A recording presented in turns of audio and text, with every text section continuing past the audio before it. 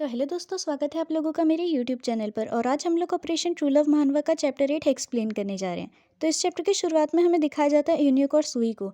जो सुई होती है वो यून्यूक के पैर पे अपना पैर रख के ऊपर चढ़ने की कोशिश कर रही होती है दीवार के। तो जो यून्यूक होता है वो सुई से कहता है कि अगर तुम एक ही बार में ऊपर नहीं चढ़ी तो याद रखना कि मैं तुम्हें एक स्टूल की तरह यूज़ करूंगा और खुद ऊपर चढ़ जाऊंगा दीवार के। समझ गई?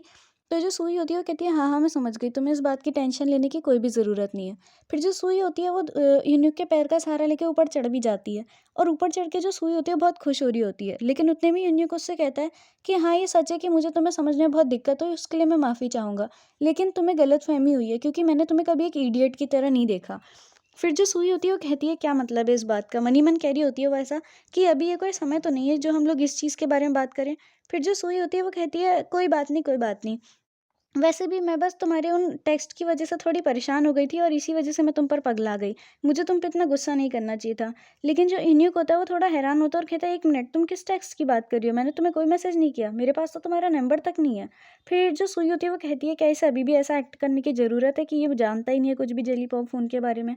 पर उतने में ही जो इन्यूक होता है वो कहता है चलो कोई बात नहीं, ये बात अच्छी कि तुमने मीनू के साथ ब्रेकअप कर लिया। वैसे भी मीनू जो है वो कोई अच्छा इंसान नहीं है। फिर जो सुई होती है वो कहती है 1 मिनट, क्या इसको लग रहा है कि मेरा ब्रेकअप हो चुका है मीनू के साथ?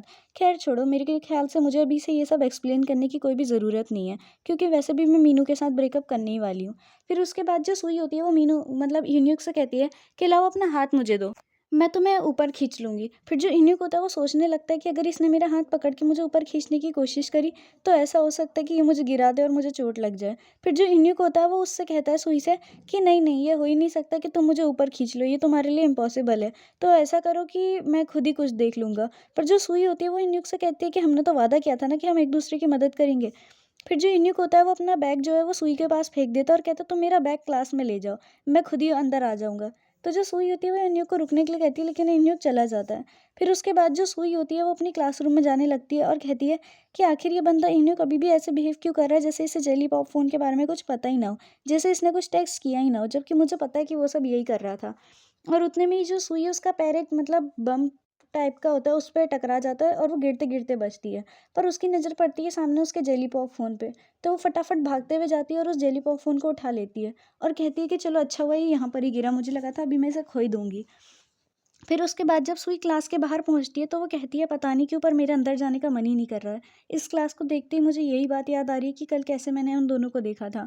लेकिन उतने में ही जो सुई के बगल में मीनू आ जाता है और उसे कहता है भू, जिसको सुनते ही जो सुई होती है बहुत घबरा जाती है और ज़मीन पे गिर जाती है। और जो मीनू होता है वो सुई पे ज़ोर-ज़ोर से हँसने लगता है और कहता है तुम तो बिल्कुल ही बुद्धू हो। तुम तो इतना ज़्यादा डर गई भी इतनी छोटी-सी बात पे।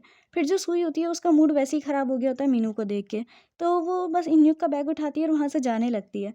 पर जो मीनू होता है वो ध्यान देता है और कहता है सुई का हाथ पकड़ के उससे कि 1 मिनट रुको, ये तो शायद ह्यून्यूक का बैग है ना? तो जो सुई होती है वो कहती है हाँ, लेकिन इससे तुम्हें कोई मतलब नहीं होना चाहिए। फिर जो मीनू होता है वो कहता है आखिर मुझे इससे कोई मतलब क्यों नहीं होना चाहिए? और उसकी ये बातें सुन के सुई को लगता है कि शायद मीनू थोड़ा जेलस फ़ील कर रहा है। ख़ैर इस मामले में मैं कुछ भी नहीं कर सकती हूँ। फिर उसके बाद जो मीनू होता है वो सुई से ऐसी थोड़ी बहुत बातें पूछ रहा होता है, लेकिन उतने में ही पीछे से यून्यूक आ जाता है और मीनू के कंधे पे हाथ रखता है। जैसे ही यून्यूक मीनू के कंधे पे हाथ रखता है, मीनू घबरा जाता है और गुस्से में उसे पीछे झटका देता है।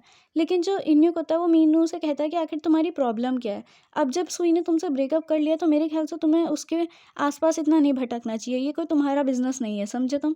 तो ये सब सुन के जो मीनू होता है वो एकदम शांत रह जाता है, लेकिन इसी के साथ हमारा ये वाला चैप्टर खत्म हो जाता है। अब मिलते हैं नेक्स्ट चैप्टर में नेक्स्ट वीडियो के साथ। आज के लिए बस इतना ही, बाय बाय।